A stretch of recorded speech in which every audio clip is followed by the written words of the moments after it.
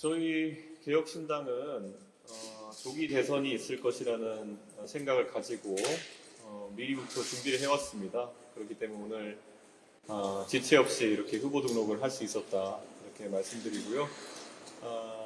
지금 대한민국의 지도자로서 누가 적절한지를 겨루는 상황에서 저는 미래지향적이고 무엇보다도 글로벌 환경에 적응할 수 있는 그리고 과학기술 분야에 대한 전문성이 있는 후보가 이번 대선에 주목받을 것이다 이런 생각하고 많은 분들이 그런 영역에서 경쟁했으면 좋겠다 이렇게 생각합니다. 네, 오늘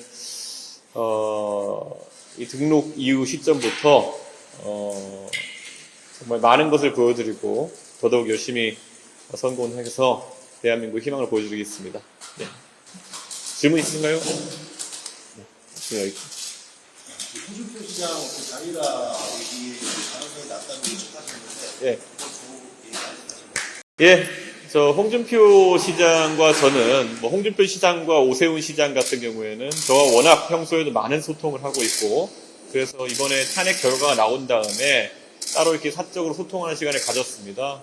그런데 단일화나 이런 것은 솔직히 국민의힘에서 저를 굉장히 사실도 아니고 그리고 모욕적인 그런 주장을 통해서 내쫓았기 때문에 그런 부분에 대해서 어떠한 반성이나 사과의 의미도 없는 그리고 그런 상황 속에서 단일화 논의는 무의미하다 이렇게 말씀드리고요. 이번 대통령 선거에서 정말 과학기술 분야나 아니면은 또 미래 세대를 대표하는 그런 후보가 따로 나올 것이라 생각하지 않기 때문에 그분들의 표심을 담아서 끝까지 가도록 하겠습니다. 예. 유치한 질문일 수 있겠지만 첫 대선 후보 등록이신데 네. 기분이 어떠신지, 그리고 아직도 어리다는 네. 여러 언론에서 질문 받으셨겠지만 아직 어리다는 이런 비판에 대해서 저는 대한민국의 많은 영역에서 지금 40대보다도 젊은 사람들이 활약하고 있는 시대다 이렇게 생각합니다. 지금 기업 같은 경우에도 국내 굴지의 대기업들도 이제 40대 총수 체제로 들고 있고, 그리고 저는 과거에 우리나라의 훌륭한 지도자들이 대선에 도전했던 나이가 40대에 시작한 경우가 굉장히 많습니다. 그렇기 때문에 결코 제 도전이 나이로 어리다고만 평가받을 것은 아니다 이렇게 생각하고, 세계적으로 본다 하더라도 프랑스 같은 경우는 30대 대통령을 만들어냈고, 그리고 오스트리아나 아니면은 뉴질랜드 같은 나라에서도 젊은 총리들이 활약하고 있는 상황입니다. 그렇기 때문에 저는 대한민국에서도 젊은 지도자가 충분히 활약할 수 있는 공간이 있다라는 생각을 하고, 지금까지 제가 국회의원 선거도 어려운 선거를 돌파해내고, 그리고 큰 당의 대표도 지내면서 선거 승리도 이끌어본 경험이 있습니다. 그렇기 때문에 저에게 젊으니까 좀 더 기다려라, 아니면 젊으니까 더 공부해라, 이런 말들은 사실 흔히 기성세대가 젊은 세대에게 하는 가스라이팅에 가까운 이야기다. 저는 이렇게 생각합니다. 제가 만약 실제로 더 배워야 될 것이 있고 공부해야 될 것이 있다면은 그것은 정진하겠지만은 막연하게 기득권이 젊은 세대의 도전을 누르는 언어로 그렇게 나이가 사용되지 않았으면 좋겠다 이런 생각하고요.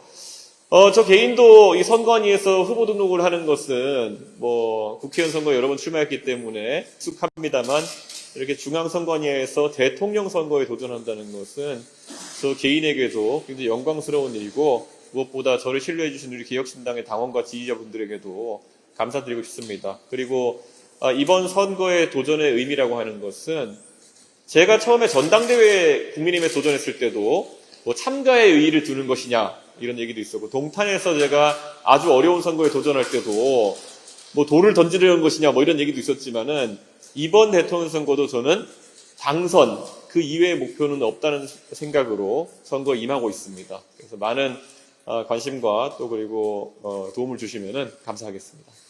그리고 후보자로서 첫 일정이라 선거운동 어떻게 풀어나가실지. 저는 이번 선거에서 지금 이재명 대표가 상당히 우세한 것처럼 보이는 모양새지만, 한편으로는 이재명 대표에 대해서 우려하는 사람들 많습니다. 그런데 지금 탄핵 결과에 대한 예측이라든지 아니면 계엄이라든지 이런 국면 속에서 중도 보수 진영이 상당히 위축되어 있다는 생각을 하게 됩니다. 그래서 저는 어제 그제도 대구와 영덕 등지에서 일정을 했지만 우선 그분들에게 윤석열 대통령이 잘못한 것이지 그분들이 잘못한 것이 아니다. 결국 그분들의 지지를 성과로 담아내지 못한 윤석열 정권의 문제를 너무 자책하지 말아달라라는 말씀을 드리고자 하고 그래서 대구 경북 지역에서의 일정을 우선시해서 진행하겠습니다. 그리고 제가 어느 선거에서나 그랬던 것처럼 이번 대통령 선거도 실제 발로 뛰는 선거를 앞세우겠다 이렇게 말씀드립니다. 그래서 당장 한 이틀 뒤부터 대구에서 진짜 유권자들에게 진정성 있는 마음으로 인사드리는 것부터 시작하겠다 이렇게 언론인들께 미리 좀 예고를 하겠습니다. 국민의힘이랑 뭐 어떤 퍼센테이지로 말씀하실 수 없겠지만 그들이 변하지 않으면 나는 그들과 합치지 않겠다는 취지의 말씀 계속 하시는데 네. 어느 정도 가능성이라고 좀 볼 수 있을까요? 저는 국민의힘이 사실 저에게 사과할 필요는 그렇게 많지 않습니다. 그건 해도 좋고 안 해도 좋습니다. 그런데 적어도 이 혼란 사태에 대해 가지고 진정성 있는 사과와 반성, 그리고 사과와 반성은 말로만 하는 것이 아닙니다. 실질적인 조치가 있었을 때 저는 그것이 평가할 만한 상황이 될 것이다 이렇게 생각하고요. 지금은 전혀 그런 움직임이 보이지 않고 있습니다. 오히려 지금 일각에서는 이 폐허가 된 중도 보수의 진영 내에서도 당권을 노리고 지금 많은 사람들이 이전 축을 벌이는 상황 아니냐 이런 얘기까지 나오는데요.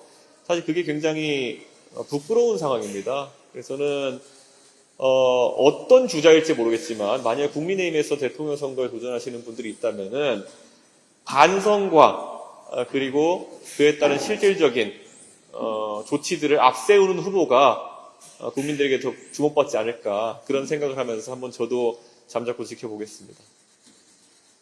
네, 여기까지 하겠습니다. 네, 감사합니다.